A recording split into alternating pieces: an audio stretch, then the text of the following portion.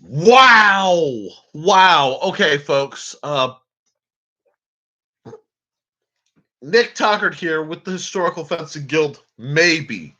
I actually started accidentally a half hour early. There was a huge debacle, and YouTube wouldn't actually let me shut my video down, so I had to delete everything. So I'm going to try to let folks come on, trickle back in. Oh my gosh, what a nightmare! Okay, cool.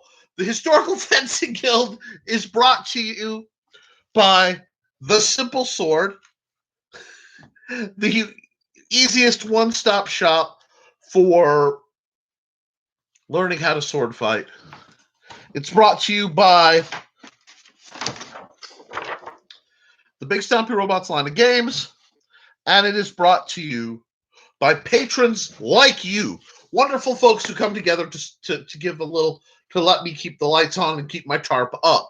The Historical Fencing Guild is a proud member, although they might not have me after tonight's shenanigans, of the Rising Tide Network, ran by the infamous and brilliant Brian K. Morris. All right, thank you folks who are strolling back in. I don't know what happened there, so we're just going to start over pretty much like it didn't. I actually could not close up the video to restart it, and it wouldn't let me back in to adjust it. So I was stuck with it broadcasting I don't know what.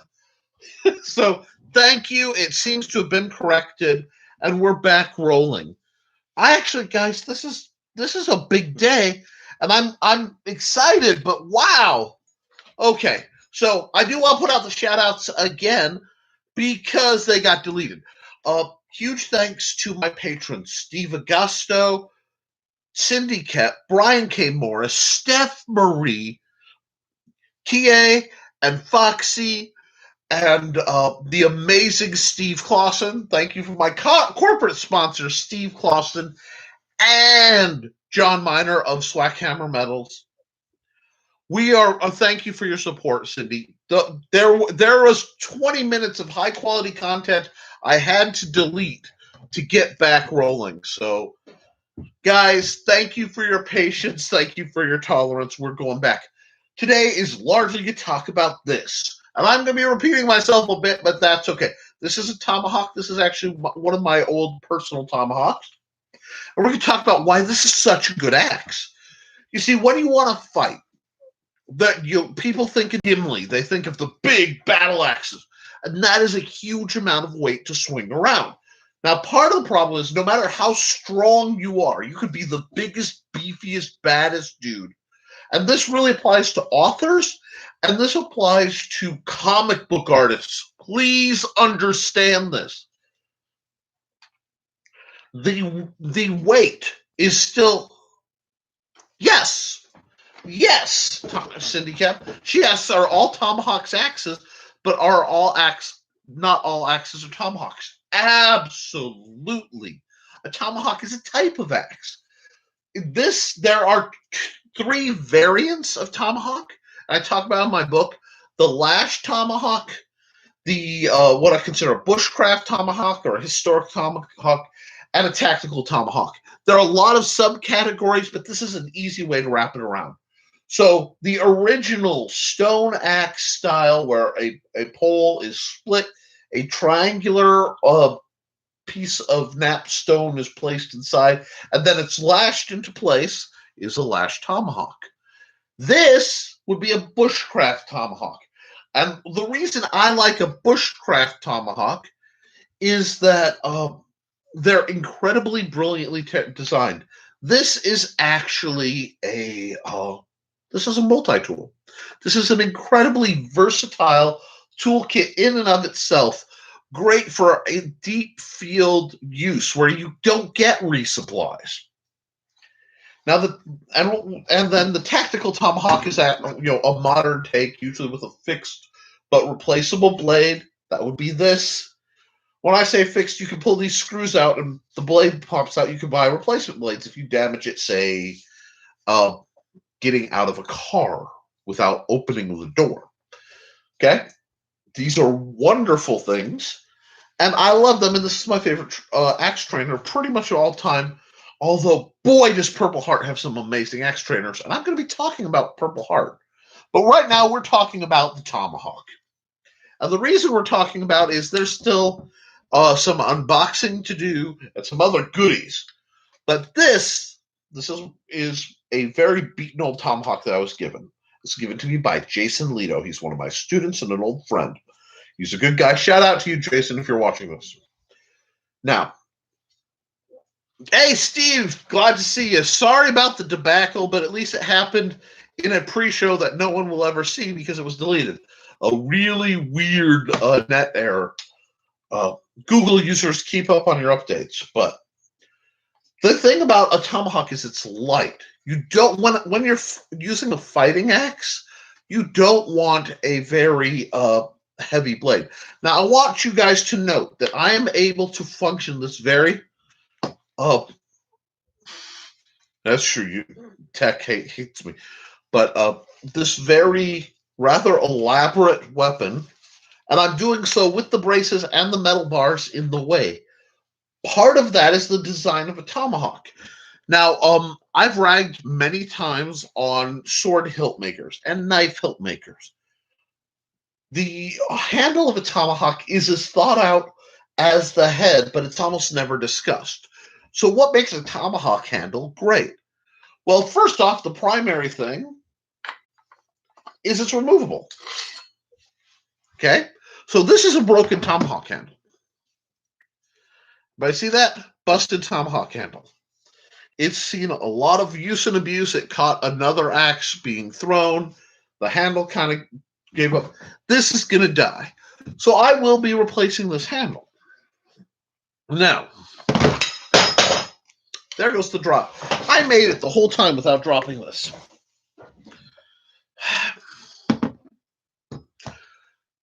Note the cross section. It's teardrop. The axe is teardropped. Now, why is this so important? This is going to save a lot of problems. But we'll get into that. It's teardropped, and if you notice, it's a little hard to see. But it is slightly wider on this end than it is on this end. Why is that? Hi, John. Great seeing you. Glad you missed the debacle at the beginning of this video. That is because this is meant to be replaced. Anybody who uses axes a lot knows the handles wear out very quickly, especially in rugged use. But with a normal axe, it's set and it's wedged or pinned to widen the wood to make it stay in place. With the tomahawk, the handle is actually kind of rat-tailed. Now, this is a very old tomahawk, and it is so old the wood has actually worn away so that this will slide in. They don't normally. That's what retains the head. Now, what's neat about this is this particular old tomahawk. Well, see, you like the carbon fiber handle, and I can see that. That's a tactical tomahawk. But if you're out in the woods, and again, before carbon fiber handles are, this starts to wear out. You just carve another one out of a branch. And it slides in, the narrow part slides in, and it stops up here. But this one's so old, and I've had it so long, that it actually, well, Leto had it, has wobbled and worn, you can see the lines as it's worn its way up from repeated use. That's delightful. But what else is it? I love, like, a tomahawk handle is one of my happiest things. That's one of those things I would love to give Screama guys. Because the problem with this handle compared to this is the cross section. Now, obviously, it's squared off and thickened there, and I do like that for retention. But even though this one's nice and has flattened sides, it's fairly round. Excellent, John. The tomahawk handle, however, this teardrop has some really neat features, and features that I think if you're making your own swords or you're making your own riggings, I wish this wasn't split as far as it is, because this would actually make a great sword hilt. This teardrop, when you wrap it, locks in. Here, let me get where you can see it. The edge alignment. So what do I mean? 1 second. Let me flip that around. You can see it that way too. You can see exactly where the striking edge of this is going to be. Maximized force. It in itself works much like a tongue. Hi, Foxy. Thank you guys for who weathered the half hour of insanity where YouTube wouldn't even let me stop my own live stream or get back on it. It was a disaster. And you know what? We're weathering it and we're going through, and it's going to be a good night, Tater. So, on this axis, this makes the grip very positive, very comfortable. It locks it in. This is actually for sheer, if I were picking up a stick with which to do harm and I wanted a short stick, this is near optimal. It's got a little bit of rat tailing. Now, rat tailing is a term, rat tail staves are wider on one end than the other. That makes them kind of mass weapons. It's really interesting. The tomahawk with the teardrop does some other neat things. Now, we've talked edge.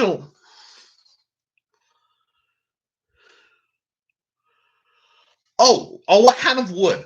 With any application like axe handle, you want a good hardwood. The typical wood to go for is hickory. In the words of a great philosopher of our time, in a great expose, that'd be Clint Eastwood during the film Pale Rider. There's nothing like a good piece of hickory. That's just stuff. Walnut is amazing. Oak will work just fine. You want a good hard handle. You don't, if you can avoid it, you don't want to make your handles for any tool out of a soft wood like pine or spruce, your deciduous trees. Oh, yeah, absolutely. Hickory is nice, so is black walnut or ironwood. Ironwood is wonderful, but there's a caveat, and it has earned its name. And when you're working with ironwood, you have to be so careful because as soon as it dries, it goes from being semi-workable to just not. So, of the three, hickory, black walnut, or ironwood, hickory is usually the most common, so I tend to lean there. And like I said, oak is fine. But, as you can see, all this hinkering has almost killed this completely. So I'm really glad we're getting this out of the way now. I will be replacing this axe handle. And when I do, I may be detailing it just a little bit. Oh, wow. Yeah. A dead ironwood is named thusly. It is, you can make fairly functional against metal weaponry that will last surprisingly long out of ironwood. It's pretty amazing stuff. But we have to talk about the other thing. A lot of times you'll see round axe handles. A lot of the tubular style of hatchets have a round portion and they have a grip. Now that grip is so important because a round portion is very likely to spin in your hands. Now on something like a stave, a pole arm, something like that, you can do more with a round grip. But I tell you what, if you were to take and slightly shave the sides to get a grip that's closer to this, yeah, that's exactly. Oh, ironwood. Okay. Thank you, Cindy. That will greatly make the grip nicer. Ash, yes, John's right. Ash makes a very good tomahawk handle, and ash in itself has certain alleged properties that can be very useful in some of the circles I travel in. But this is a little loose. I'm going to have to do some modification. But, and it's interesting because a lot of people, a fighting axe doesn't need hawthorn. Yes. So you guys are getting the idea. A stout hardwood, not a softwood. Preferences and availability. Yes, exactly. Ashes has allegedly, due to certain systems, I have to be careful how I phrase this on a historical based channel. So I will say mythologically with a wink. Has properties against with the Fae. So too against the undead. Ash is quite formidable according to certain cultures with certain types of undead. And maybe one day I will do another. It's been a while. The guild verse, pick a monster, and we talk about fictional how to fight them, because that's all pretend. Anyway, the other valid point in this is that this, like I said, I told you I goofed this one up, but it won't twist on the head. So the handle's not going to rotate inside. So that's really, for aesthetics, purple heartwood, there's a magenta wood. Oh God, what is that rainbow? But I can't attest to how strong they would be. But yeah, and guys, if you're making your own, by all means, experiment. And please make your own. I'm very for making your own. So, this is really just the cat's meow. So what do we have here? We've talked about this. We have an axe. And it's getting loose, so I'm going to take it off because I don't want to mess. We have a handle that's pretty well shot. Now, we've taken the axe apart. Now, why would I do that? To replace the handle. But other times where I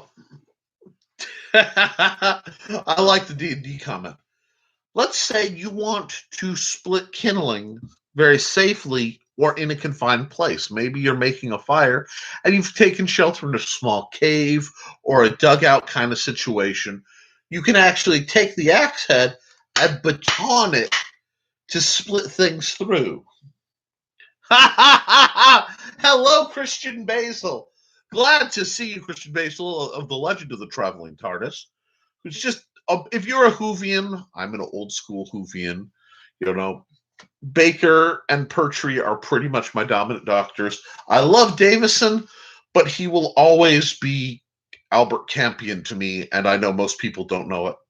And yeah, you want me to use that on my cat? Haha. But if you want to, you can baton this in. You can use this in their knife-like food preparation. You can use this as a hammer, normal. You can use it as the pencil, the grinder in a Morton pencil. So you can grind things up. Versatile, handy, amazing survival tool.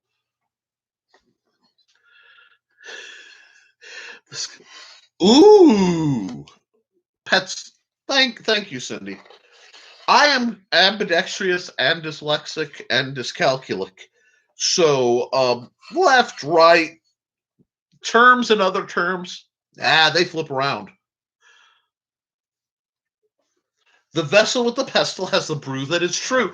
Thank you. Oh, no. Let me explain. I grew up on PBS. Legend of Traveling TARDIS. I grew up. Baker's Doctor, David Suchet's Hercule Poirot, Davison's Campion. These were all fundamental in making a Nick, essentially. You have to spice in a heavy dose of Benny Hill and Elvira, but it all works. So yes, I loved Campion. I loved who he was and the mystery about him and Mr. Mudd. I loved Campion, and I might have to just try to acquire it again. Okay, back to the axle.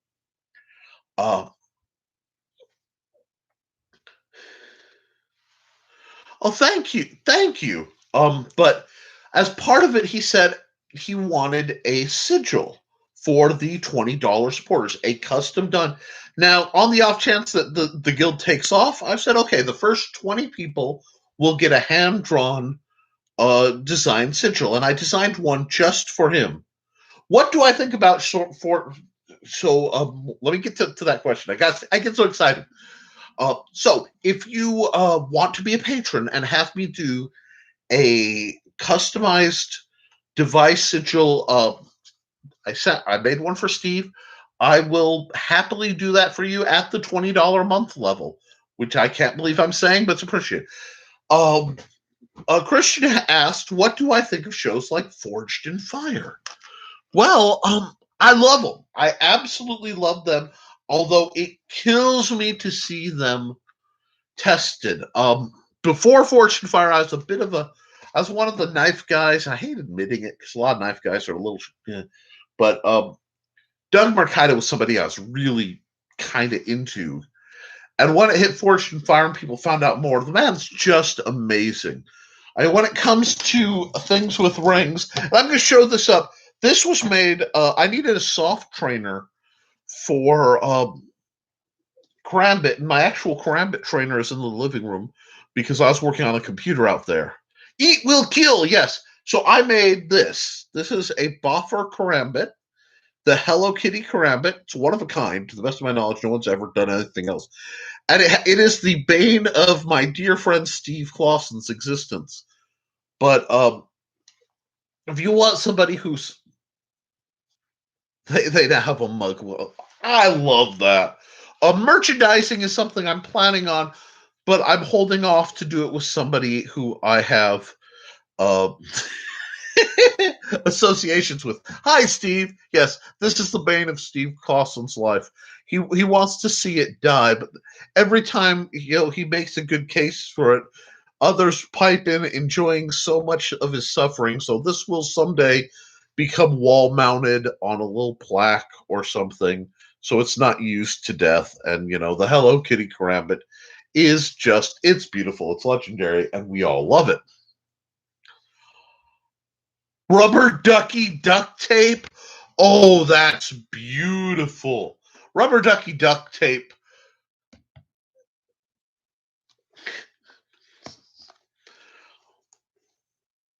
Wow, none of your exes live in Texas, Steve, to the best of my knowledge. Huh. Interesting. Pardon my kofefi. And if you're asking, yes, that is a pot of coffee processed with milk and sugar. You should sell them. Hello Kitty. I would love to, but I don't own the rights. Hello Kitty is owned by Sanrio, and I don't sell products of things used by what this? This isn't what I normally drink, but yeah, this is coffee. And by the end of the show, I'll be done with it.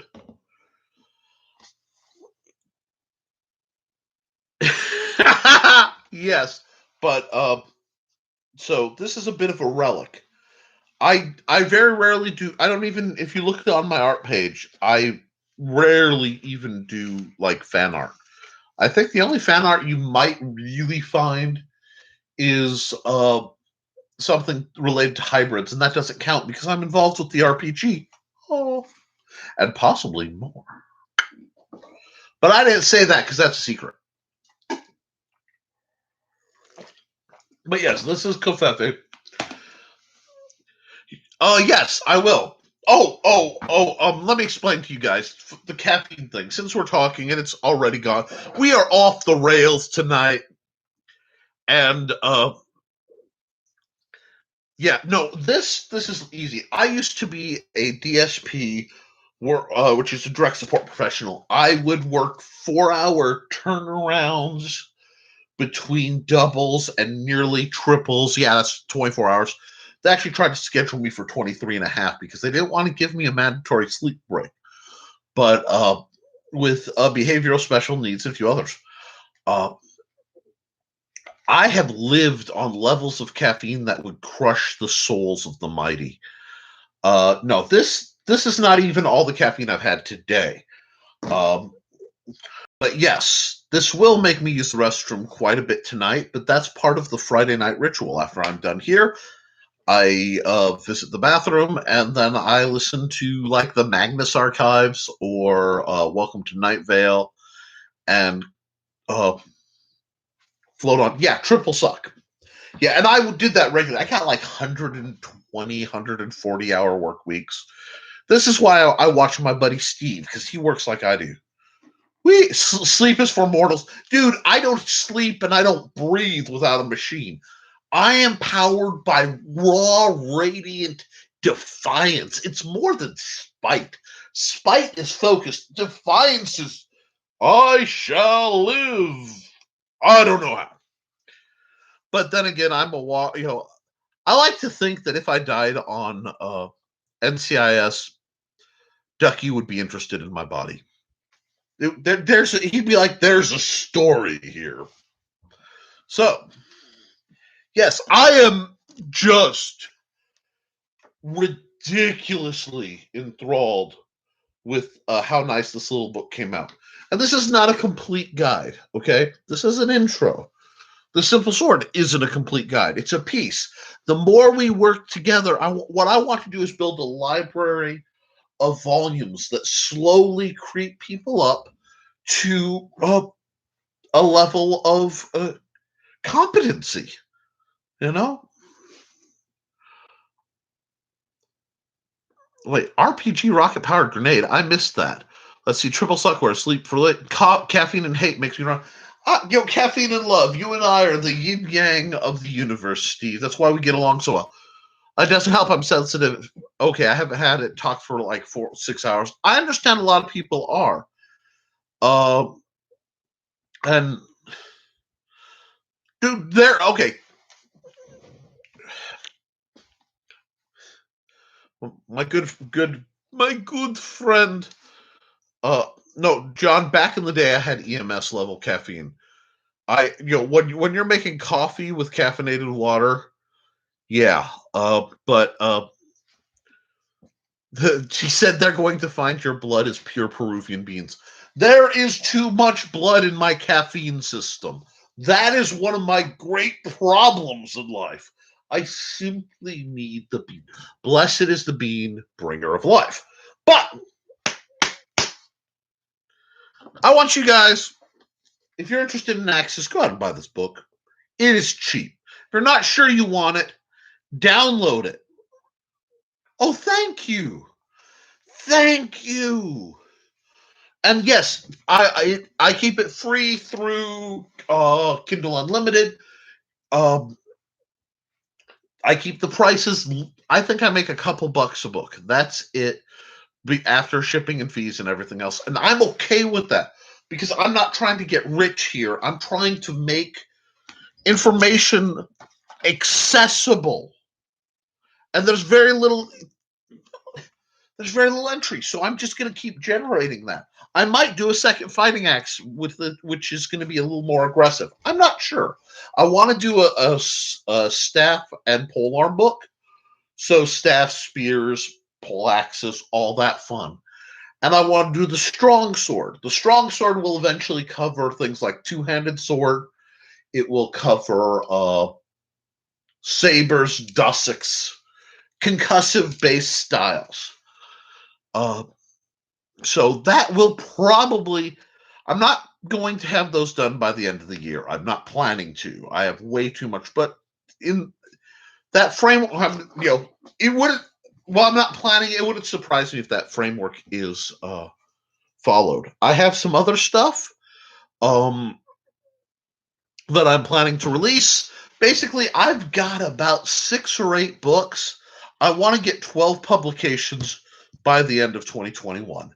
That is one of my kind of goals as I approach, my 40th birthday is this summer, and I have a creator's bucket list.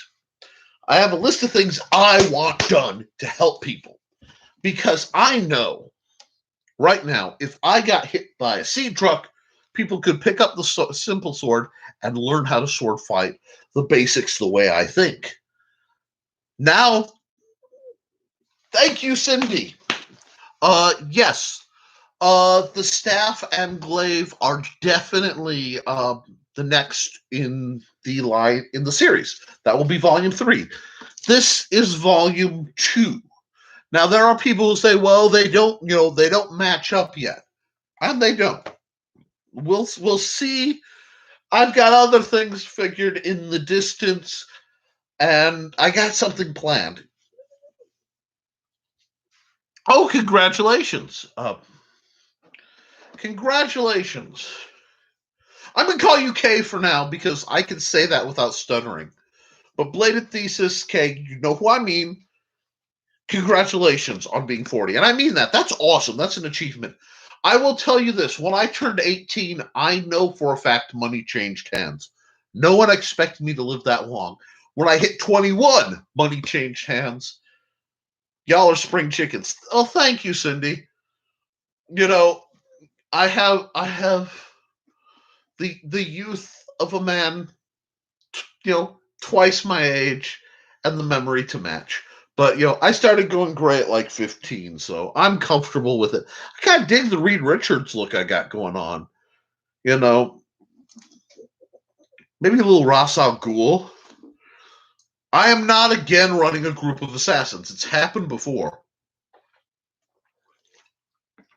But I got exiled from that. Yes, I got exiled from a group of fictional assassins. That is on my list. John! Holy bunnies! Happy birthday tomorrow! Keith Richards. Hey, you know what? If I get that kind of money, I don't mind ending up looking like a lich. But that's okay.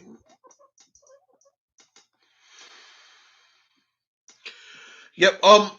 I've earned the grays, and my wife is proud of the ones she's put there.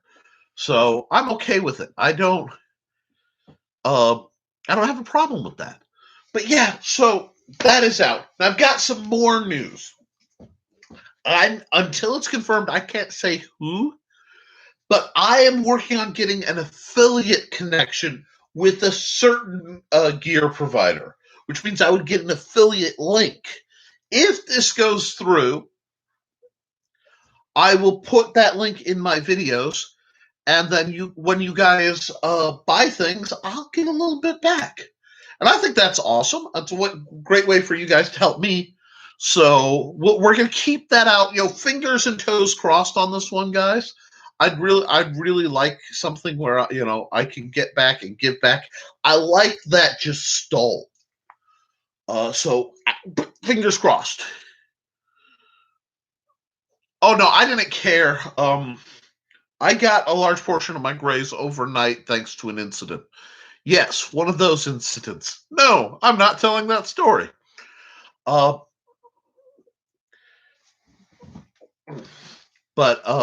wow, that really did. I'm sorry, I'm amused. This came out so well, and I had to fight so hard to get it. I'm sorry. I like a nice, simple design. Now, this is entirely in black and white, both on the cover, and that's like the world's best picture of me, by the way. I love that picture. I don't look like that very often, obviously. I look more like this. But I did that to keep the cost down for you guys. I didn't raise my profit margin. I brought your costs down. Because, again, I'm awesome, and that needs to be appreciated. That's tongue-in-cheek. I can only say such things humorously. Now, but PHA is... Oh, shoot. My notes. Oh, I know where they're. They're in the bag. Oh, buggery. Xander, bring me that bag back. Oh, wait, never mind. I took notes and I misplaced them. I am so professional today. Yeah, I think I did. Oop. Nope, they're not there. Anyway, well, we're going to go over from memory. Thank you. Where are those notes? I don't know where they went. My boss is probably going to find a slip of paper that says, Aha! Notes. The Pro Gauntlet update is out. They're doing pre-orders for the new Pro Gauntlet over at Purple Heart Armory. And the price is going to be $459, which is insanely expensive. But that's the gauntlet I shared on the public group that makes it hard to breathe. Another big thing I wanted to comment. Ready? Notes. Okay. Long-time fans. Let me see if I have one handy. Yes, I do. This is a rolling synthetic saber. It got purple plasti dipped because it's actually my wife. My wife's. I'm not married to a rolling synthetic saber.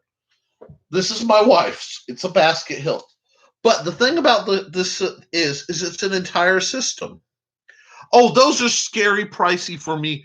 Sometimes you got to look at the Rob report for the truly affluent.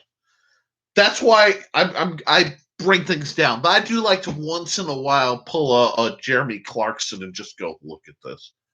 But this is a popular system. And if you don't know what to buy, this is probably my favorite. If you don't know system, you have guards, you have hilts, you have the blades, and you have pommels. And there are individual parts. So there are cross guards you can get and different shaped pommels. Right now, if you have one of these or you're thinking of getting into and you're not sure what kind of system you want, I would really keep in mind the Night Shop / rolling. They were originally rolling synthetic swords. They're nylon with a steel core for the forte. They flex. But you can switch out the riggings to do different things, and they are on sale. And what I mean sale, large the pommels, the big wheel pommels, and the scent stopper pommels are $10. The little cross guards are $7, and the big cross guards are $5. Yes, and it's an interchangeable system. So you can swap out what you like to get the sword you want. I may revisit them in a video. Yes, it is the potato head of swords. And they're wonderful for training because I like to put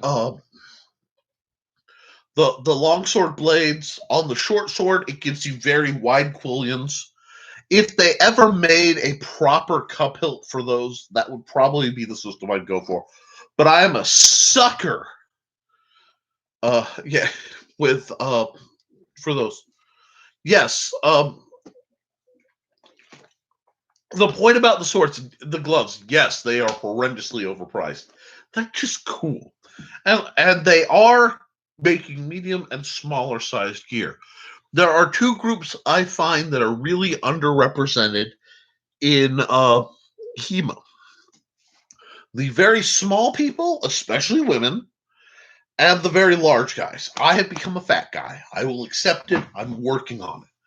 So I have to adapt my gear while I deal with this. The pandemic pudge is a real thing. But my hands are odd. They're short, but they're wide. So a lot of times I buy gloves and they have like almost a finger joint's worth of flick at the end to be wide enough to fit over. It's just part of it. But they are actually starting to make smaller versions of those gloves. So I wanted to point that out. They have a lot of sales. And I'm going to talk about some other things a little later, but we're going to see because I'm not gonna lie, PHA is my favorite producer.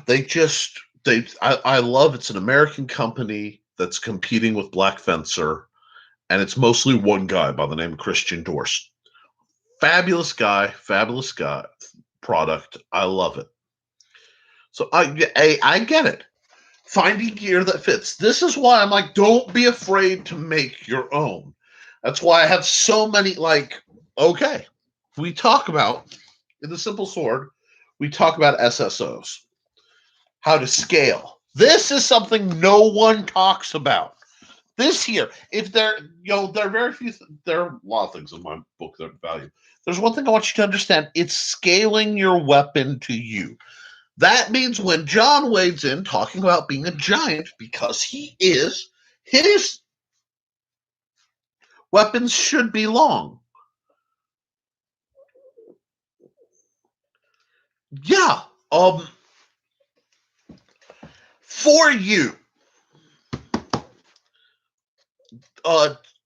it's the whole, your hands are proportionate. It's okay. I tend to think in D&D terms. I am a hobbit in a lot of circles, a satyr and a few others, allegedly, but I am not a cryptid. But what, Foxy, if you want to start, if you're fighting and you're training, really look into these, go to the sports store near you, and look at children's lacrosse gloves. A lot of the kids' lacrosse gloves fit smaller hands. I actually ended up bestowing a pair on a student of mine because she couldn't find any other one. And I found them at I think it was like a Goodwill. But don't be afraid. Realize your intended function for something, not what they tell you something is for.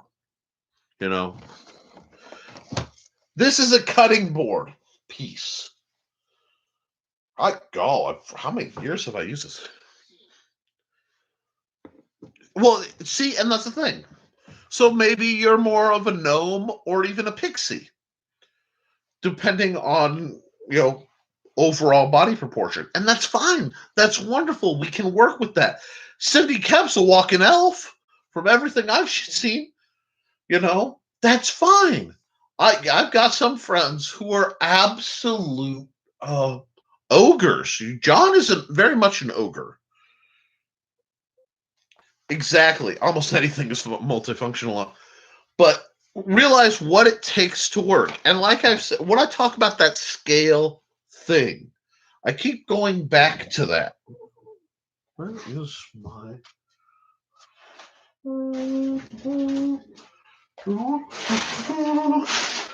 That's not that. Ooh, I don't like the way that's set. No, I don't like that at all. Okay, that's fixed. Where? I have so many weapons, I can't find them all because I didn't get organized today. Normally, I reset my weapons from throwing them around. But, flying gloves, film at 11. Absolutely.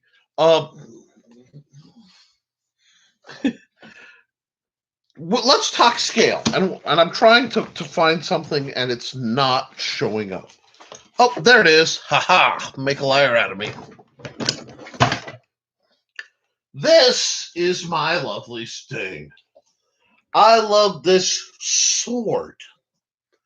I love this sword. John sent me this. He also sent me a dagger blade, which I put safe so that I could work on it. And as soon as I can find where safe is, I will finish it. Well, work on it. But for me, this is a short sword. Yes, very much. It's basically a gladius. It's actually closer to a Celtic leaf blade. But there you go. This is a very effective thing. You will find this as a Bronze Era design. This is a very good sword versus unarmored opponent. And yes, the limitations of bronze kept the bronze weapon short, but this also fits the body scaling of the earlier people. They weren't the diet wasn't as good. They were smaller people through breeding. But for me, this is a sword. For John, this borders on a knife. This for you, Foxy, this would definitely be a sword. And you know what? That's okay. Don't let people demean the weapons that fit you as being inferior. You see the rage here? The rage here is my wife, whom I love, used to be a heavy fighter. She used to armor up and fight. And I listened to a lot of people give her crap because the sword that fit her was a dagger to them, because they were 6 foot lots and she's 5 foot not much. And that drove me bonkers. And I've seen it where, well, you're right, it doesn't matter.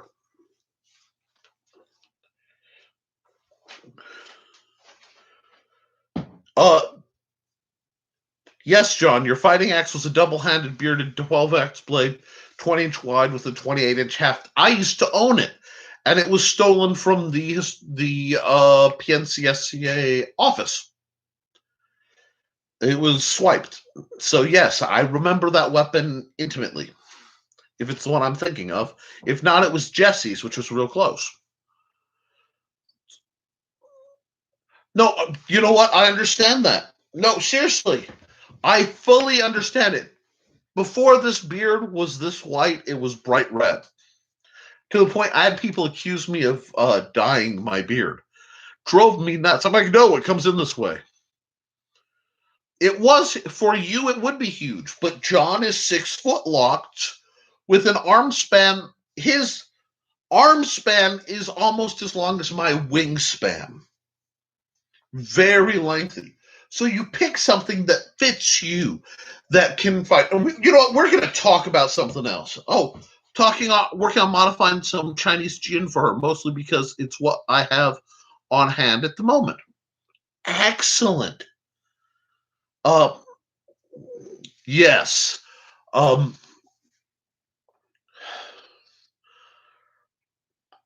I would really consider, in your case, because she is so small, simply picking up one of the like 20 by 30 or 36-inch cutting boards and making her a custom trainer. There's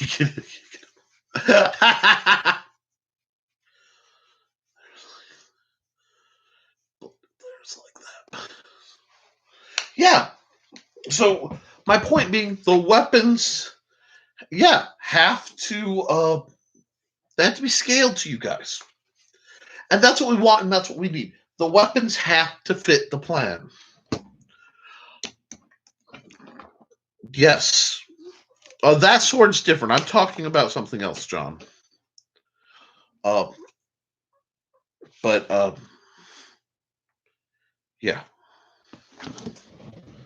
But yeah, something like this will work really good and be relatively inexpensive. Again, Purple Heart has some cheap. What you need to realize is this is about a 20. Oh, I worked today and I overdid it during the first show with my braces off, so now my hands are dropping things a lot. And gravity is my friend. You see that? These two are some of my favorite light fighters.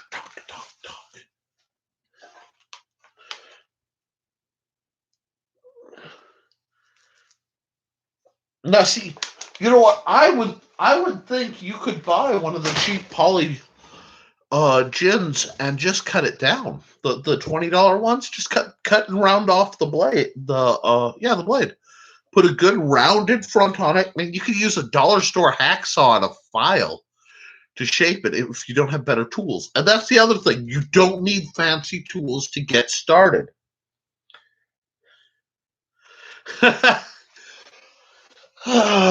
you know what? Cindy says you've located a heavy gravity spot. I located one earlier. Did you know there are actually fluctuations? And there's a map you can find that shows the relative gravity differences all over the world. And like, it is heavier here than where I'm originally from. Well, not originally, but where I moved from.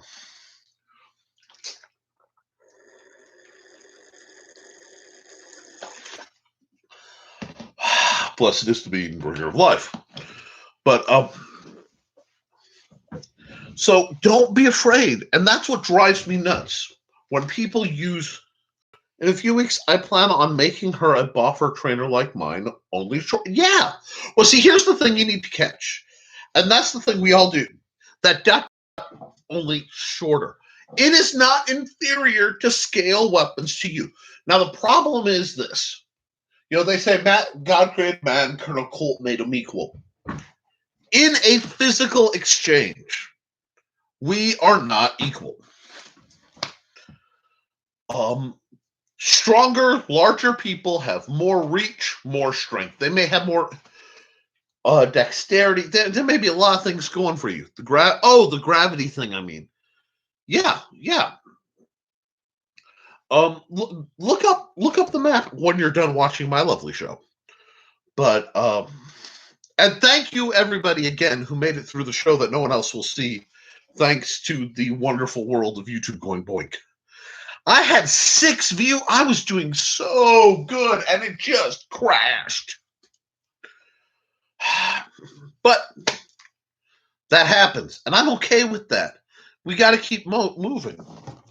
So what you need to do is figure out what works for you. And here I will tell you the secret of the Hello Karambit. Foxy, are you listening? Are you listening? But you are listening. What I did to make this wonderful artifact of awesomeness is I stacked 2 pieces of close cell like yoga mat camp pad foam that were cut out from the outline of a heart trainer. Spray adhesive them together. Cut out this hole and wrapped it in duct tape. That's it. In some spots you can still see, if you pay attention, the rumblings from the here you go. Let me see if you can see the texture. That's not flex damage. That's the texture of the top of the mat because I put the flat, easier to glue side together. It doesn't need to be fancy. Are purchased trainers better? A lot of the times, yes. I'm not gonna lie, but do I recommend using experimenting and building your own trainers to figure out how you want to fight, and then buying into better gear in what you like makes sense to me. Kay says my only other student right now is also shorter, but is currently learning Capoeira. She's squirrely as heck. Capoeira. I'm sorry, I said Pharaoh. I said Capoeira because I'm on my fencing show. I'm not talking about the Capoeira, the Renaissance era rapier master. I'm talking Capoeira, the South American martial art. Now, I have to ask this, Kay. Is she learning the bladed version with the knives on the feet? Because I would love to hear how you're doing trainers of that safely. Although I'm thinking some possibly some foam greaves, like toe pieces. When I said greaves, that I pulled that it's not the right term for what a greave is, because that's not what greave is. But they were called that in Soul Calibur. But yeah, Soul Calibur. Which Soul Calibur was it? I don't know. One of the Soul Caliburs I spent way too much time designing characters on. But yeah, I'd love to see that, and well, yeah. Capoeira is pretty. Let's talk. Believe it or not, you've stumbled into yet another useful subject I can talk about. There are different classes of people you fight, and when we pull out the simple sword, please buy my book. Come on. Not teaching, not armoring. Come on. There are classes of people you will fight. And one of the classes is the dancer, the aggressive fencer, the defensive fencer, the dancer. Now, I could get into it, but what the dancer is sword sage. Sword sage. Sword sage is a dancer. He is the kind of person who's my buddy Al was a dancer. Lots of moves. Maybe their style is very fluid and moving. Maybe they come from an organization Ooh. Ooh. Ooh. Kay, hit me up with that again. I know a great trainer set that was on sale not too long ago. Shoot. Oh, that would be wonderful. But I gotta plug my stuff. Anyway, the more unnerving and erratic your opponent's motions are, the more you need to be rooted in basics. Yeah, he can dance. I have seen him dance a little bit. Back in a long time ago, about a lifetime and a half ago, it feels like.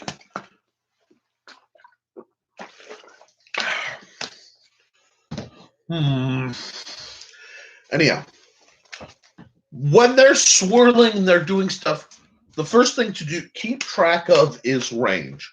Because a lot of motions and weirdness are about gaining proximity while disguising your movements. So you need to know relative where they are. Good place to track is the center of their chest, right? Right mid-sternum. It doesn't move much. So you can use that as a relative. The dancer will distract you. They will try to do dramatic things. This is a good response to a dancer's style, which is maybe they're doing kicks, maybe they're being lavish, is to do something very simple. Know your distance, know what you're doing, do one thing, do it extraordinarily well, and you can solve the problem. One of my, I feel bad citing this, but there's a video going around in which a fairly allegedly accomplished capoeira practitioner started a street fight with a Marine. And they did some elaborate things. Ooh.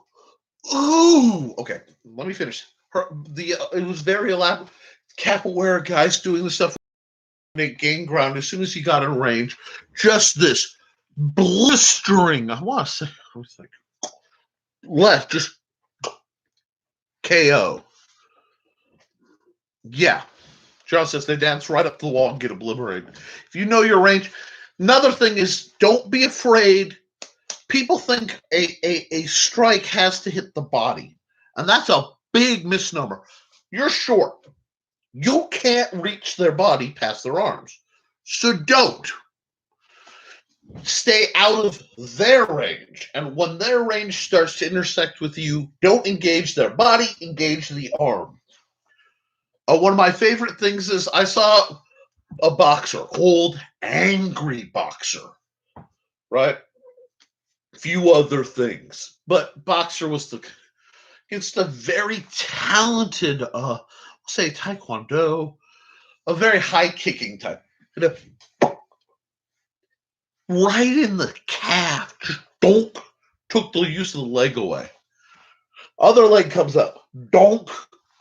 Now the guy's kind of grounded because his legs hurt real bad and they're not moving so well. And he's forced into essentially a striker or boxing match. It's interesting. Yes, I love these comments. They're coming fast. Bagua versus Capoeira. This is going to be fast and ugly. He loves Bagua, but Sword Sage's Wing Chun was better than his Bagua. His up-close fast game back in the day was hell on wheels. And then he started doing Bagua long fist stuff.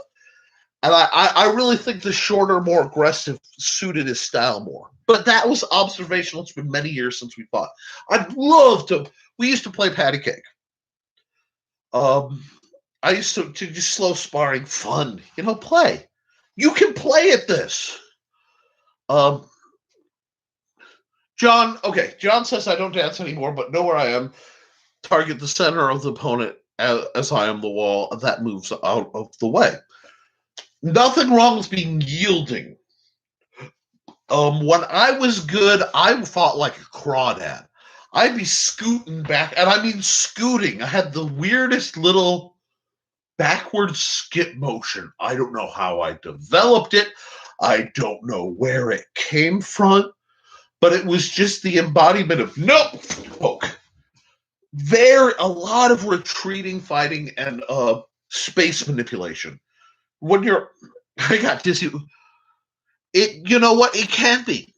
Trying to track a lot of the fast motion, it can be. And it can be overwhelming when you're on the other side because it's very aggressive. That's why reset, find your distance, only take openings you need, keep your guard up. Pow, pow, pow, pow, pow, pow, pow, pow, pow. It's like, Nick, you're a fencer. Why are you showing boxing? Because there's nothing wrong with understanding the overlap of martial arts. Punch the knuckles. It messes with people. John, it messes with people. You know, you're the knife guy. I can't reach it. The hand comes in. You know, it's like we are swordsmen. We are talking about this knife sword defense kind of thing. I have been known to use this style. I don't like to because, again, it's not what I consider a fun style. If I'm fencing and I'm doing stuff, that's fine. This is not fun. This is a very, especially, you can't, some styles, you know, you can fence and they work without contact or only fleeting contact. There's very much an SCA thing. Only fleeting contact, if at all. No grabs, no grapples. And that does not prepare you to get grappled. Let's see. I'm much better. I need to get better at dodging. And see, that's the thing. I love when I see Cindy Kep and I see John Miner approach the exact same conversation, the exact same concept. Because these two comments are stacked right here. Right after Fox says, I got dizzy while they were sparring. John's like, punch the knuckles. Now, John is also the king of full gauntlet, punch the sword that's coming in as a defense. Not most humans can do that. Cindy is talking about, I need to get better at dodging as I don't have much for parries anymore. To Cindy, I say, this is where refusing the blade becomes so necessary. For those of us who are physically weaker than our opponents, we can't let tacto happen. Tacto. Nick's using a term again. Tacto. Let me grab a couple things. These guys show up pretty well on camera like this. As soon as two swords touch, okay, you'll see a lot of fencers and they'll do weirdness where the swords are sort of sliding and they're doing games. It's more of a straight swords than curved like these guys have. But you get that. That is tacto, and all kinds of information is being transferred. Are they pushing? Are they yielding? You know, where's their leverage? You can, after a while, it becomes like a muffled telegraph machine where you have information flowing at you. So what you do, is you refuse it. You don't let them push you, and you just void out of the way and do something else. I've had to because I fought people much, much larger and stronger than I am. So if you know you're going to lose, don't play that game.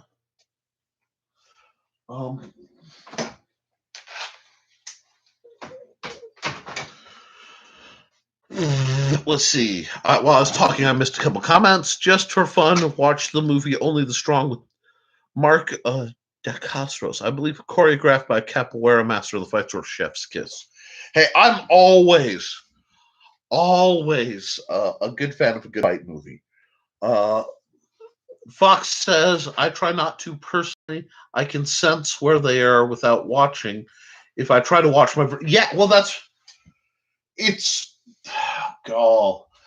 there's a concept called no thought that the karate guys are really big into. You hear that a lot. One of my early instructors, whose name doesn't leave my mouth on this channel because he doesn't deserve it. Yes, change the rules.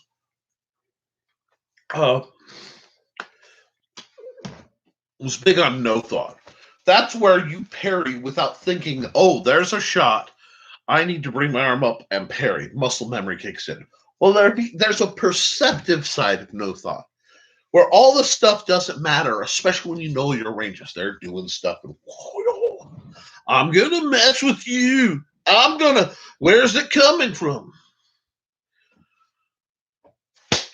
And then it gets within range, and you do something about that because the rest of it doesn't matter. It just becomes static. It's like you don't walk down the street in a crowded city and pay attention to what everyone's doing. You keep the shape of the crowd in mind. Now, if you're talking movies, I have to talk a movie called Banraku. Oh my gosh, is that an amazing movie? Ron Perlman as the hunter with the axe. Oh God, watch that movie. It's just.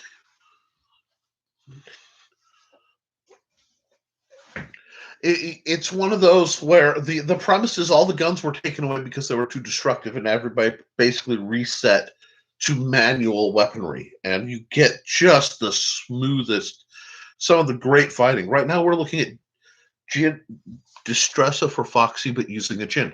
Look into the small sword manuals, the late period small sword manuals. We're looking at Revolutionary War era, because she's not. What she needs to do, because she doesn't strike me as an aggressive jump in their shorts. An aggressive jump in their shorts, short person, if they're aggressive, you make the weapon much shorter. So a brace of these bad boys, which I might just get a second one of these days. I would like to fight. Now that I think about it, I would love to fight, because I'd make these essentially ale knives, and I love me some ale knives. But you're going to jump way inside their line of attacking. Foxy strikes me as wanting to hang back and not really do that. So yeah, look into the small sword manuals, because there's a lot more refusal of the blade. Your parries are a little different, and sorry. I like to use my chaos against my opponents. Like I'm used to my leg dip going out with me. Okay. You're used to leg going out on me. Now I know how to cope, but an opponent doesn't know what happened. I can use that. Be careful, because that's a bit of a trick shot. Freaking fuzzies. I have all these little fuzzies blowing around. I don't know where they came from. Little balls of fluff. Anyway.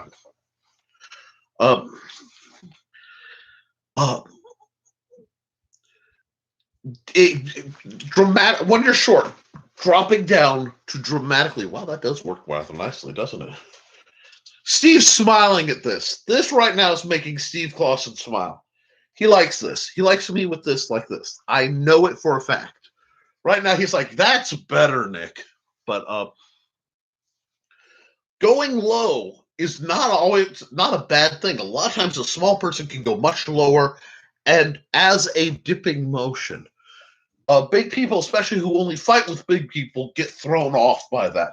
I'll be honest, for a while, I was more uncomfortable fighting people my height or shorter than I was fighting taller people, because of people like John and several others. Bob was taller enough and longer limbed enough to be of that category. A few others that I was almost really uncomfortable with the little short people. Like, holy, there's someone smaller than me. I don't know what to do. But you learn to fight it. But yeah, Distressa's going to give her reach games that are subtle, and it will learning the heel snap. Okay, what do I mean by that? I can't do it here. But if you take a wide stance and you keep your front foot your front foot rooted, and you pull your back foot, you gain an extra about 1.5 feet relative for me, so maybe a foot for you, of reach where you can snap a shot. It's sort of like an inverted lunge. It's a really neat little motion. Got her reading your book now, and when she can, hopefully come spring, we can have some more physical training. Excellent. That's what I'm about. That's literally what this channel is about, to offset people's training and figure out what works for them. Now, what works for me might not work for you. What works for you won't work for me sometimes. Obviously, John's John is referring to his fencing authorization bout, where they were messing with him, and I heard them being bigoted dicks about him because of his age and his size and his attitude, and they were going to put him in his place. And that bothered me. But yes, and that's the thing. So yes, John tells a wonderful story where basically they didn't realize his reach. And I walked around and I heard them talking about it. I went back. He's like, they're going to do the open bout. Good.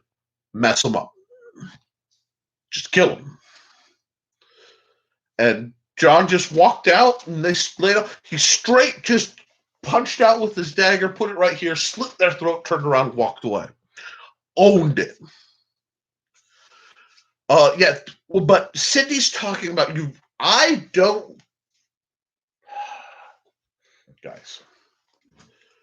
I write books.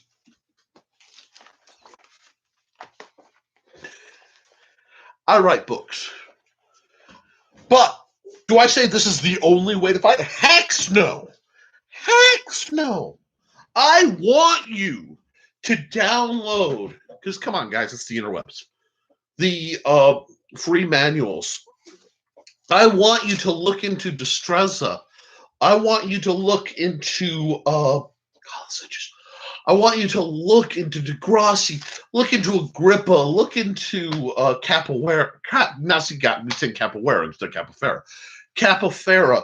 Read John Silver, if only for the shade he throws against rapierists.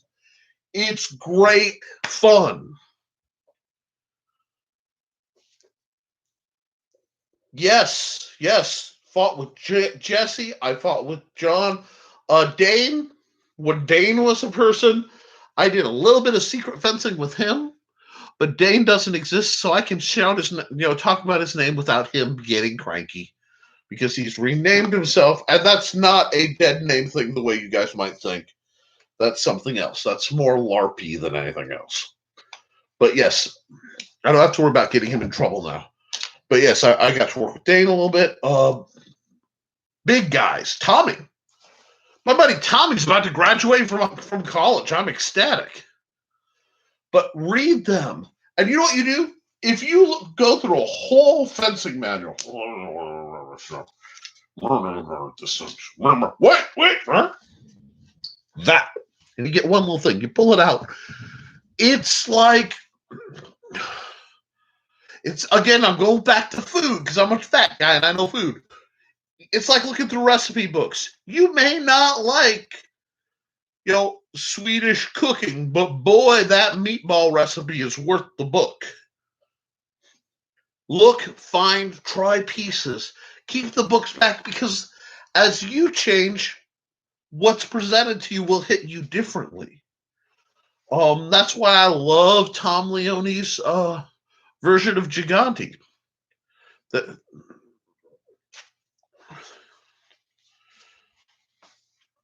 Yes, okay. The most dangerous people are the people who don't know what they're doing at all, and the people who are really accomplished are the most deadly. The most dangerous are the people who know a little, but not as much as they think. Food, yes. But so you pick, guys, it's recipes. I say that as, oh God, well, see, I had baked spaghetti today, so I can't complain too much. My wife is allergic to milk, and I have cholesterol problems. So we eat a lot of like vegan fake cheese. And it's really good, and it tastes really good. But there's no dairy. And every once in a while I get craving like a big old slice of Godfathers with, enough grease that you could mat the top off. You know what I'm talking about? But boy, I'm so glad that some of my Nevermind the Furtherings aren't around. Fat Fencers Fight Club. You know what? If this didn't already have a name, I would use that. I love that. You know what, Foxy? I'm going to ask, can I use that in something? because that might show up in the background of a fictional book at some point. Because I love the Fat Fencers Fight Club. But, well, I'm going to have to figure out armor that fits me now. This is going to be improvisational. Okay, but I was used to fighting people who had at least skill with the blade. These people were, yeah. And the other thing that you need to happen, hers and Xander's are milk proteins to the point Xander had to have formula. It's the casomorphs. It's the casein and stuff. Oh, please do. Okay. Fat Fencers Fight Club. Okay, I will. But you said he was a new fighter. You said he was new to fencing. I'm like, yeah, he was new to fencing. He was fighting heavy for 10 years. And yeah, that's all you ever did, John. Yeah, SGA heavy fighting. That's your entire martial arts background. Had nothing to apply with anything. You never used any weapon-based. I'm sorry, I'm choking on the BS. I will use the Fat Fencers Fight Club in something. I'm also a fiction author. I write a lot of things, folks. Anyway, I apologize if my connection is stable. We're having some problems tonight. Anyway, we're gonna keep working on things. But yeah, I have a lot of projects. This is going to be the year I publish 12 things. That's my goal. And I have to look to see. I think I'm one out now. But we'll see. Yes. You know, a lot of people I know like that. Cindy Cap has more allergies than I can imagine. I can't even track the number of allergies. And what I love is we're here learning to fight and defend ourselves. And you know what? Think about that. Your own body. Let's talk for a second. Let's talk for a second, guys. Some of you feel bad because you have allergies or immune disorders or whatever's going on with me. John has pretty much giantism, amongst other things. We're fighting our own bodies every day. That makes us pretty bad dudes and dudettes. And dude, like asterisks. I use dude as a omni term. I don't mean anything bad. But so a lot of really neat, really diverse things are coming. And we're all heroic. We're all fighting. We're fighting our bodies. We're fighting our situation. We're fighting an economic system. We're fighting a pandemic. We're fighting both. Look how tough we are. We are tough. You know. And that's what I want. Oh, I'm currently reading a book called The Tallhoffer Society.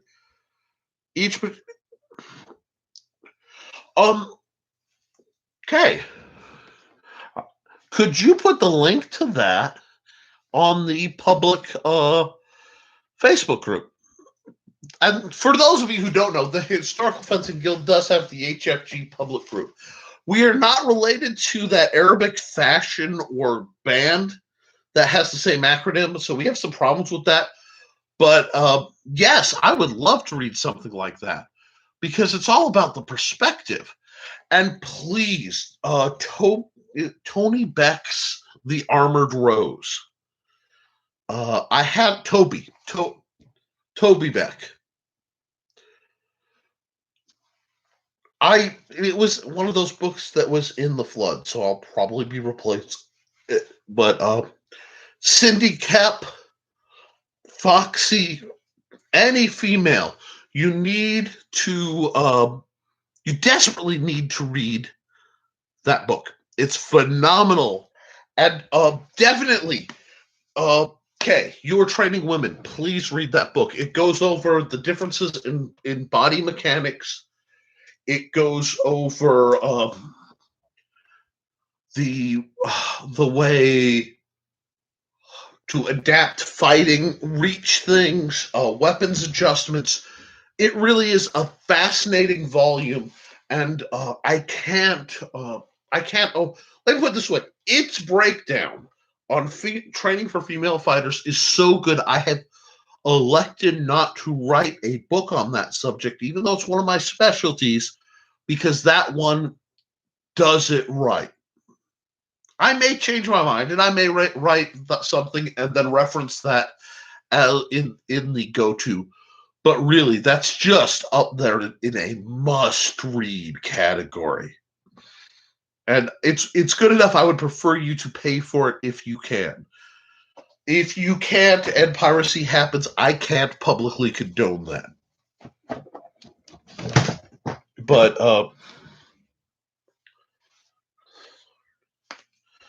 Swakhammer smashing sessions in the Fat Fencer Fight Club. I can't say it fast, but I certainly post a link. But it isn't a manual. It's about a group of people invited to fight an actual sword. Now, let me explain.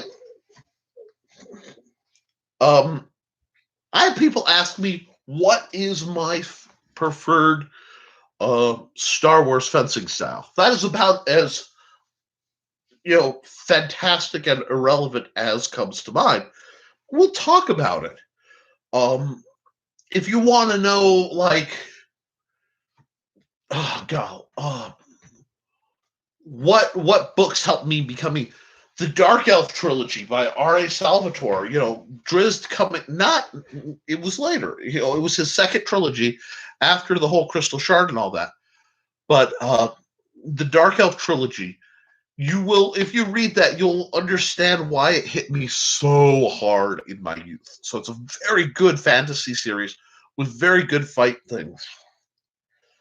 Thank you. Anything you guys can put up. And if you guys want, if you show me your drilling or your fighting and you put the videos up, you link it to the FB book, I'll happily, the FB book, the Facebook public page, I'll happily review the videos and I'll make a comment about it. Or you can send me YouTube links because I want to try to help people get better. And that's what we're about, friends. We're about building people up. Now, I'm glad there's interest in the Fighting Axe. I may have a secondary retailer that I may send copies to. I've got some offers rattling around. So a lot may come in. I'm so excited to hold this. And yes, this is short. Do you know why this is short? Because, thank you. I can't really check my Facebook stuff, and normally I check my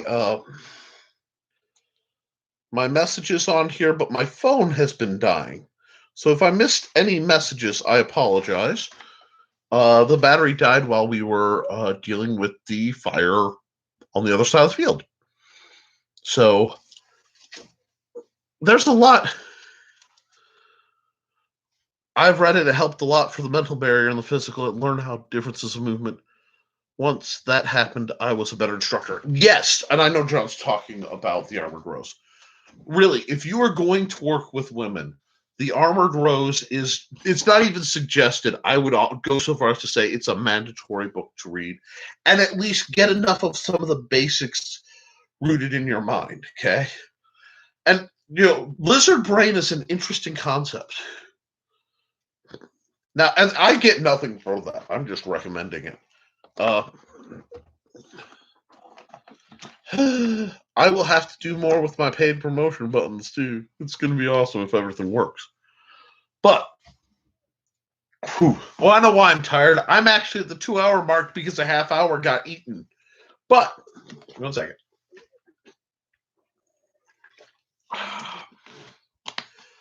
Told you I'd get through this. Yes. Badlands is a lot of fun. Badlands is a lot like Bunraku without the really stylized elements. That's hopping on. We'll do that so it doesn't destabilize my connection. And we'll see. Updates. But, you know what? We're going to get vaguely topical. Firearms there are a lot of new laws coming up pertaining to firearms. And while I am not going to, on this channel, in this format, address it because it would be well into the realm of politics, which is something I do try to avoid largely. I believe anything you can do to further your unarmed and basic melee weapon training in the near future is probably a very wise decision.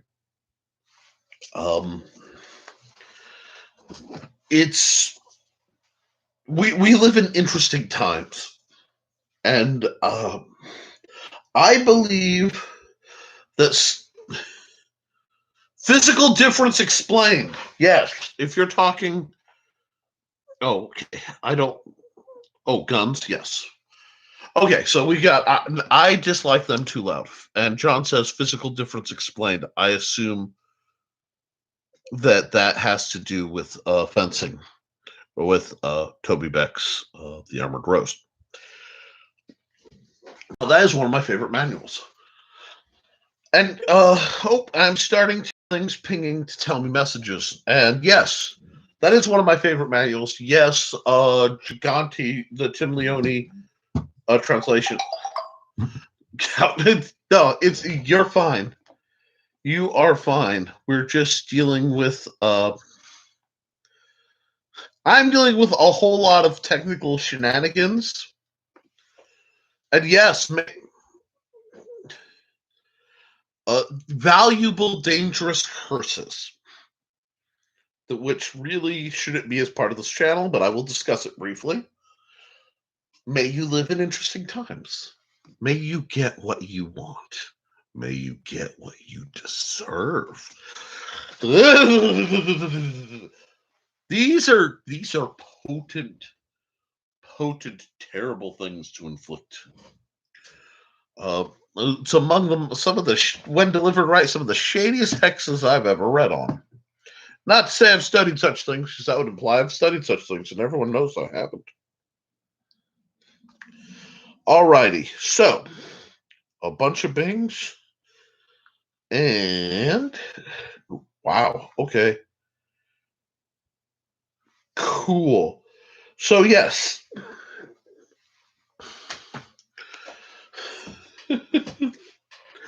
it's important to. They are historical. Yes. There's a sociological truth about. See, here it goes. Superstition, and that is when you're looking at something sociologically.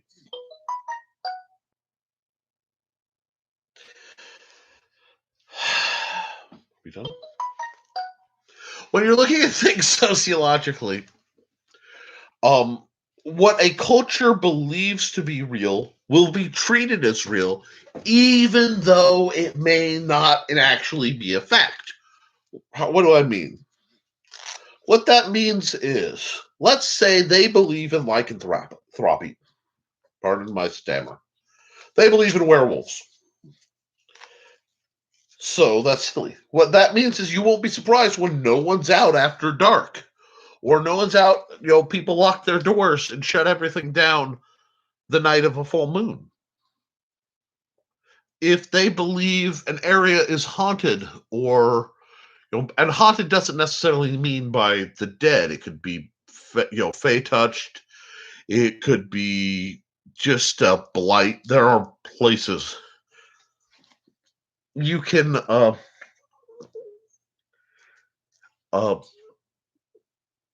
roads will actually be redirected around it. So you have to keep that in mind. Okay, you took several courses in cultural anthropology. You know exactly what I'm talking about. The power of folklore is fundamentally influential on all of us. And it's still there. I love this idea that we are these enlightened beings that look on the past and try to make the morals and thinking of the past fit our own. It doesn't, because the morals and the past are that they are in their time. Context is so vital. So you have to look into that when you're reading manuals. Ding, the fries are done. Sorry about that. And yes, they can. I believe, now it might not have been the Assyrians, but I think it was, invaded Egypt at one point, and they strapped live cats to their shields. And they did this because the Egyptians considered cats both holy and sacred, and they thought it would keep them from, advancing and killing them. And it worked. Was it, by our minds, both silly on the Egyptian side and, blasphemous and very unwoke on the attacking forces side? Yes. But that wasn't then. Our perspective wasn't then, so it worked. An interesting thing, during the Vietnam War, it was the religious belief of the Vietnamese that they spent the afterlife in the condition that they left the world. So that made them more phobic of certain weapons, not just because of the effectiveness tactically real world, but the supernatural ramifications of something like a flamethrower or a shotgun. This is a mark, but you have to look at this. There have been cases of people using material-laced weapons in an attempt to not only kill the life of a person, but to kill their soul.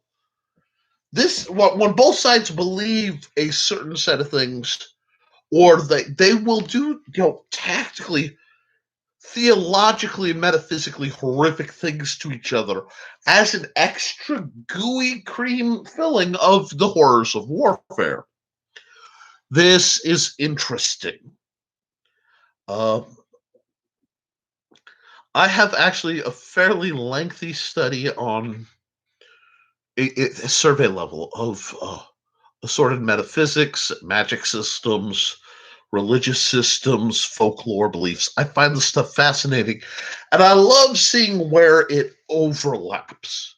This isn't on topic, but we're getting there, and we're into this.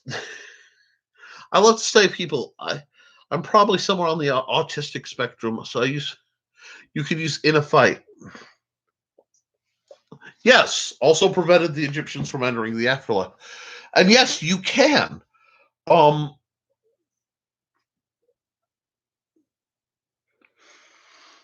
to phrase this right one. Bit of a minefield here. Hold on. Tactically, you can. But I would be very careful with that. There are lines in this world that really shouldn't be crossed out of decency. Decency. It's like, it is possible to inflict damage on someone without hating them. It is possible to kill someone without hating them. It is possible to do horrific, necessary things in self-defense, in necessary aggressions, without it being coming from a malicious spirit. And I'm also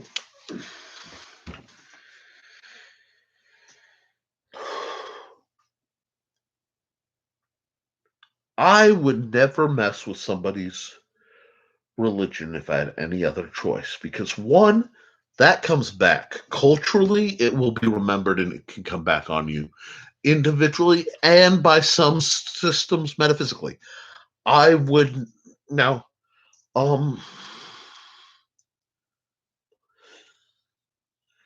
no, I understand it, and historically is far more likely. It's less likely now because we are much more secular minded, and there is fighting for survival versus fighting for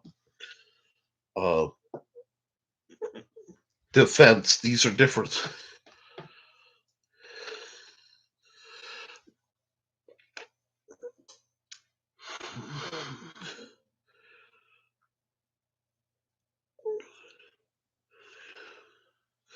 Yeah, yeah. In the Old Testament, what about a country attacking Israel or Judea?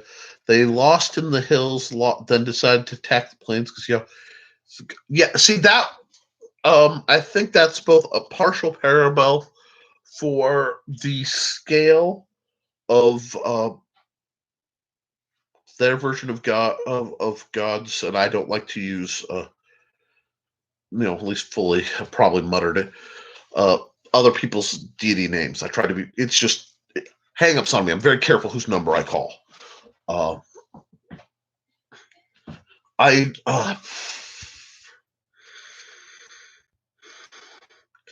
It's fascinating, and it needs to be tactically analyzed. I just don't think that's something I would be inclined to reach for lightly. Insults can, but remember, I'm also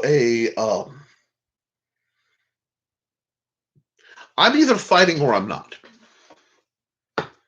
I don't know if you guys understand that. So usually when I'm sparring and even when I'm playing, even when I seem serious, I'm not.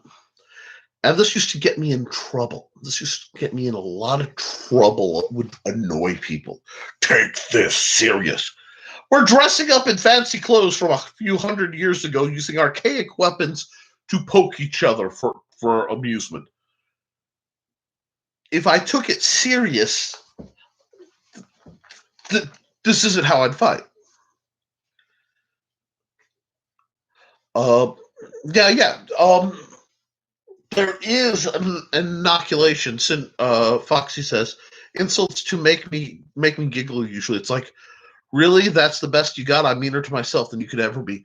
One, I'm there. Okay, I've been there, and I understand the comfort that is, but it's a bit more like cauterizing yourself. If you can, please try to get to a point where you realize that just doesn't apply or it's not insulting. In that, it's like, I describe myself as fat because I am overweight, more so than I used to be. Part of that is taking that term back. I will often use the term gimp toward myself. I would never inflict that on anyone else, but I use it to find your flaws and use them as understand them, and they can never be used against you. Essentially, I know what's wrong with me, and I don't. If it's something beyond my control, I don't let somebody hold it up to you. That guy, I've been told you're. I've been hated because I'm white. I've been hated because I dated black people. I've been hated because I'm Catholic. Well, I was. I'm a little eclectic now. I'm a Christian. I've been hated because I'm a Christian. I've been hated because I wasn't Christian enough or the right flavor. I've been hated because of my sexuality. I've been hated because my association with John. I've had people devoutly try to do me harm, both socially and physically, because I know John Minor, and I didn't renounce him when it was convenient.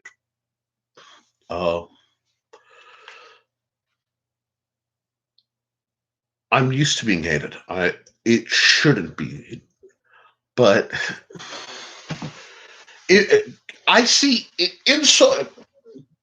If a discussion turns to violence, it is a failure. Insults and discussion, yeah, whatever. But I want us to move past that. I want to stop. One of my big goals is to stop the internalized narratives of negativity that I have ingested and embraced, and I think many of you have too. They don't deserve that space in our head, and our energy should not be wrapped up in the gestalt of thinking and believing that. You know, uh,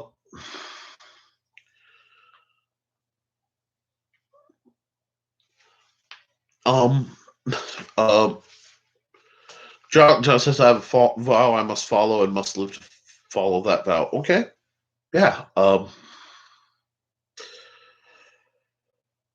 got rules. I don't know where the rules came from. They are complex and they're layered, and some are based in religion, some are based in social, some are just, they're just the rules. I can't explain it. I am very much a lawful character. It's just my law is not always the same as other people's law. Kay says, I have a personal motto that I live to follow. One day I plan on having it tattooed on my arm. Thank you, Cindy. Cindy says, preservation on such internal negativity is hard, but worth the effort. Every day I got to fight it. Every day. Every time I look in the mirror, every time I do one of these broadcasts, I have to fight the chorus of things that have been said and inflicted on me that are branded on the back of my mind.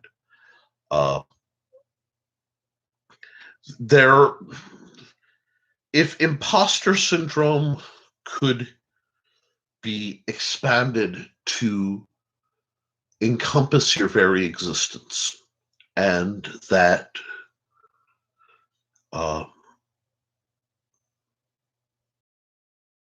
that continuing to exist feels like a fraud.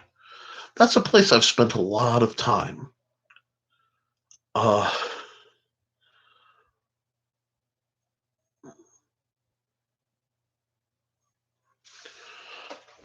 John says, my fighting changed since being knighted, and understanding the errors of my moral way. Does being a knight make them a better fighter? Yes, in a ways it does.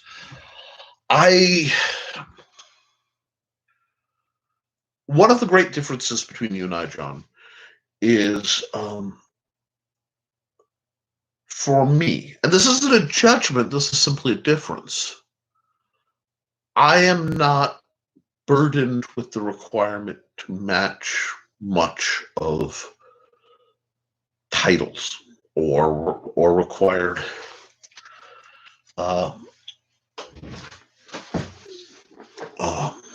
situations.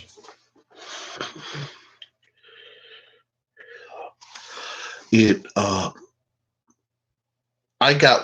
only one opponent for me. And that's me. Well, and a variant. You know what? There's a caveat. There's one other opponent I worry about, and that's just someone of our mutual acquaintance that shouldn't have space in my head, but every once in a while does. Yes. Yes. First off, Kay, I thank you for sharing that. You were not alone in that.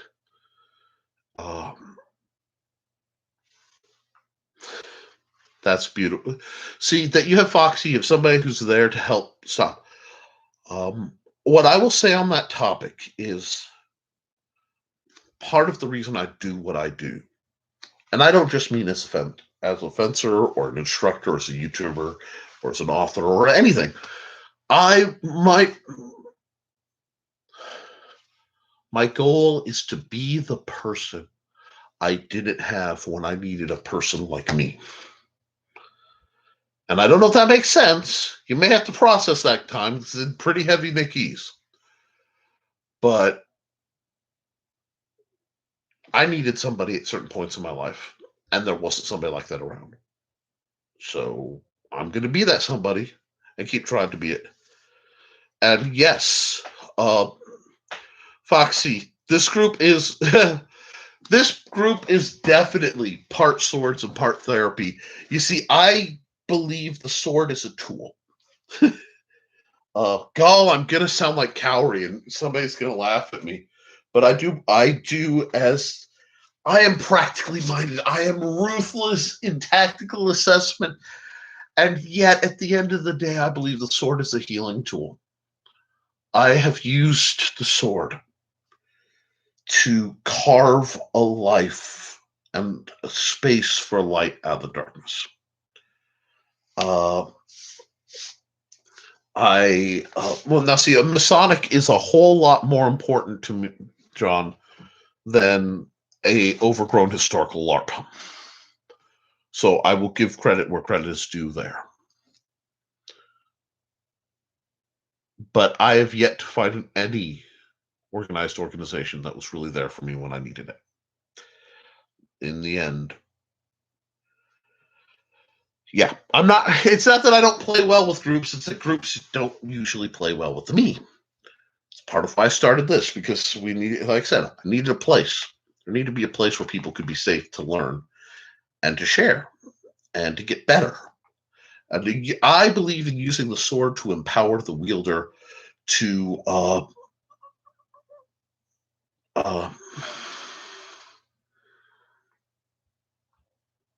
be better, to heal. And yeah, you're right. Absolutely, it is a weapon.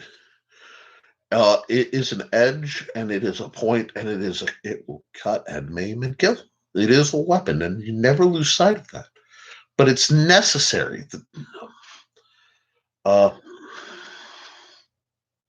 And I'm so glad Syndicap has talked about metacognition. I'm so glad you guys have found that and found each other. And here we've all found each other where we can come together, guys, even if it's just once a week online, and talk about these kind of things. And it's important. And please don't ever feel that you can't talk about this stuff, because that's what we're here for. We build each other up.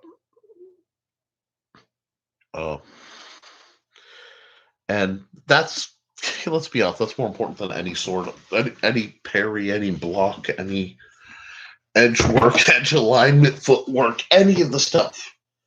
If I can get you to be a better person, and by better, healthier, happier, a service to yourself and others, a light in the dark, I have done some good. And I hope it helps. I genuinely hope it helps. I'm going to put a huge shout out, guys, to we're getting near the last 10 minutes. And I don't want to get all misty-eyed on camera. Not saying that there's anything wrong with it, but I'm just old school enough that I don't want to get misty-eyed on camera.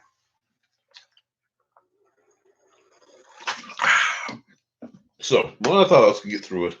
I'll be through with this by the time I'm done editing and getting this junk back up.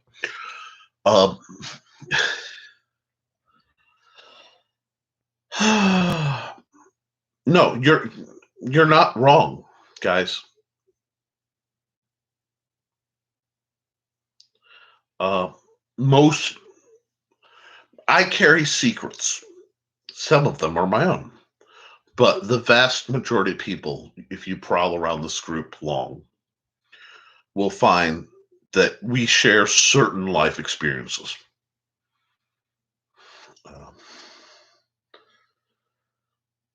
And some are easier to talk about. My mind has been, I've got a lovely bunch of coconuts to do. That's self-preservation. When you get into too serious a topic, those of us who've been through the dark stuff tend to override it with absolute absurd silliness.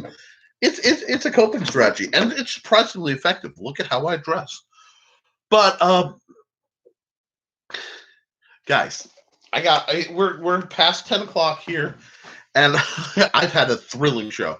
So I want to point out, to understand this fully, it's better that you have this. Absolutely, Cindy. But these are both available on Amazon through my Kindle Unlimited. Please check that out. The Historical Fantasy Guild is brought to you by the sales from that. It's also brought to you by my amazing Patreon folks who are largely here. That being Steve Augosto, Cindy Kep, Brian K. Morris, Stef Mari, Kay, and Foxy. They are a team. And Steve Clausen. We're also provided support by Steve Clausen through some corporate things that don't have a name right now. And John Miner of Swakhammer Metals. Guys, this has been a great show, despite all the ups and downs. And I am sorry that the first proto episode had to get deleted. It was the only way I could get stopped to do this. So it's worth the price and hassle. Cindy, please share this around, because Brian shared the link to the other show, and I'm just embarrassed about that. But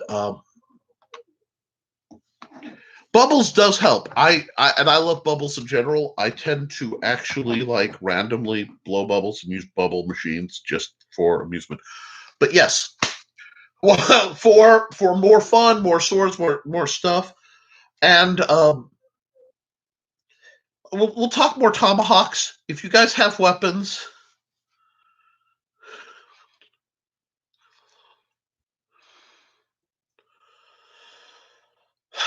that's a noble promise, John.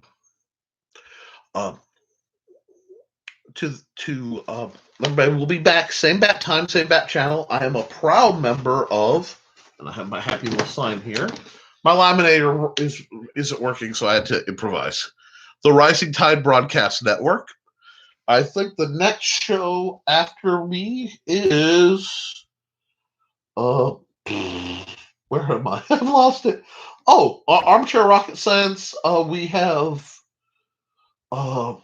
Stupid O'Clock, which I might be on. I tend to hop on Saturday at 11 o'clock and then into Sunday. Yeah, it gets that long. And Comics and Sass on Facebook on Sunday at 10 p.m. So y'all screenshot this, follow that link, www.facebook.com/Risingtide Broadcast Network.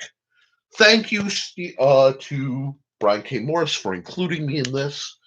Follow Luke Stone Studios for updates on hybrids.